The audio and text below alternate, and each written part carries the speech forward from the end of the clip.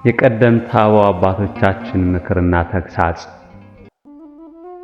በአንድ ወቅት በኑሮው ሁልጊዜ የሚያማርርና እግዚአብሔርን ለምን እኔ ላይ እንዲህ ያለ ከባድ ችግር ጫነብኝ እያለ የሚያለቅስ አንድ ሰው ነበር። የሌላው ሰው መስቀል ቀላል ነው፣ የኔ ግን ሊሸከሙት የማይቻል ነው እያለ ዘወትር ይጸልይ ነበር። አንድ ቀን ማታ በሕልሙ እግዚአብሔር መጣና ወደ አንድ ትልቅ የመስቀል መጋዘን ወሰደው። መጋዘኑ ውስጥ በሺዎች የሚቆጠሩ የተለያዩ መስቀሎች ነበሩ። እግዚአብሔርም እንዲህ አለው፣ ልጄ ሆይ ሁልጊዜ ስለ መስቀልህ ስለ ችግርህ ስታማርር ስለነበር አሁን ከእነዚህ ውስጥ የፈለግከውን ቀለል ያለ መስቀል መርጠህ መውሰድ ትችላለህ አለው። ሰውየውም በጣም ተደሰተ። መጀመሪያ አንድ በጣም የሚያምርና በወርቅ የተለበጠ መስቀል አየ። ይህም ማለት ንጉሥ የሚሆን ነው ብሎ ሊሸከመው ሲሞክር ወርቁ በጣም ከባድ ስለነበር ትከሻውን ሊቆርጠው ደረሰ።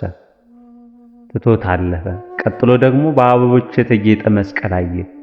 ሊሸከመው ግን በአበቦች መሃል የነበሩት እሾሆች ሰውነቱን ወጉት። ፍለጋውን ቀጠለ። ብዙ መስቀሎችን ሞከረ። አንዱ ረዥም ነው፣ አንዱ ይጎረብጣል፣ አንዱ በጣም ሰፊ ነው። በመጨረሻም በመጋዘኑ ጥግ ላይ አንዲት መካከለኛ የሆነችና በትከሻው ላይ ልክ የምትሆን መስቀል አገኘ። ጌታ ሆይ ይህችው ናት፣ በጣም ተመችታኛለች፣ ይህችን መውሰድ እፈልጋለሁ አለ። እግዚአብሔርም ፈገግ ብሎ እንዲህ አለው፣ ልጄ ሆይ ይህች እኮ መጀመሪያ ይዘሃት የመጣሃትና ስታማርርባት የነበረችው የራስ መስቀል ናት አለው። ብዙ ጊዜ የሌላው ሰው ሕይወት ቀላልና የሚያምር ይመስለናል። ነገር ግን እያንዳንዱ ሰው የራሱ የሆነ የማይታይ ሸክም አለው። እግዚአብሔር ለእያንዳንዱ ሰው የሚሰጠው ሊሸከመው የሚችለውና ለሕይወት የሚጠቅመው መስቀል ብቻ ነው። በሌላው ከመቅናት ይልቅ የራስን ሕይወት በትዕግስት መያዝ ትልቅ ብልህነት ነው። ምክረ አበው።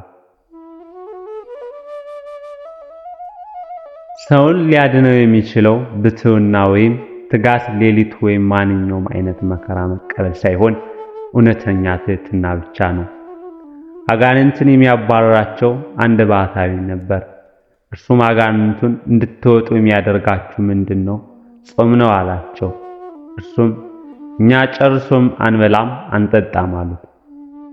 ትግሃ ሌሊት ነው አላቸው። እኛ ፈጽሞ አንተኛም አሉት። ከዓለም መለየት ነው አላቸው። እኛ በበረሃ እንኖራለን አሉት።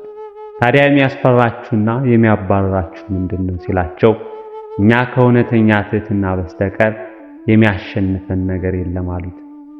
ትሕትና በአጋንንት ላይ ድል አድራጊ እንደሆነ ታያላችሁን? እማሆይ ቴዎድራ ከበረሃውያን አንደበት።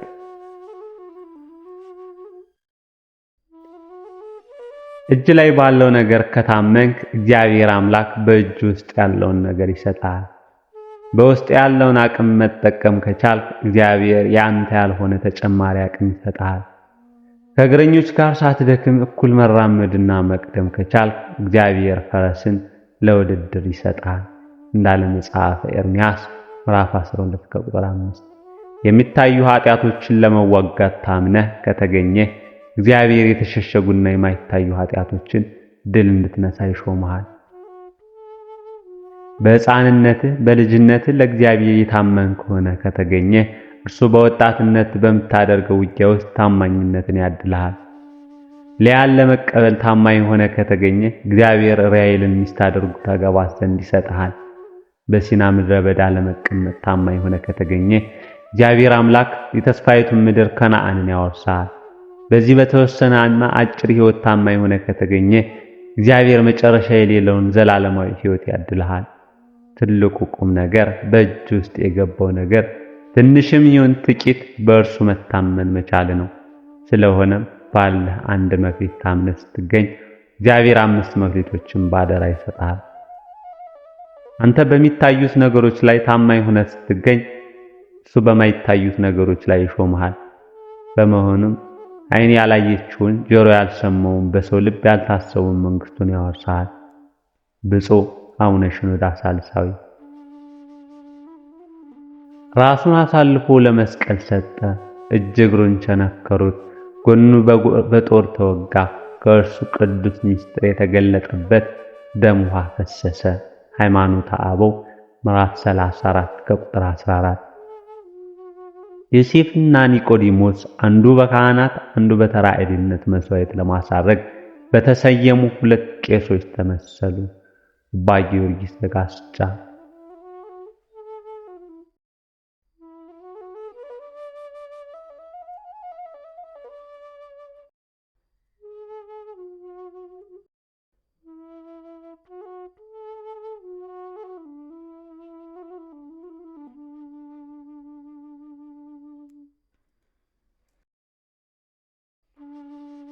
የዚህ ዓለም ሰዎች ፍሩን አክብሩን አመስግኑን ብለው ደጅ ጠናሉን?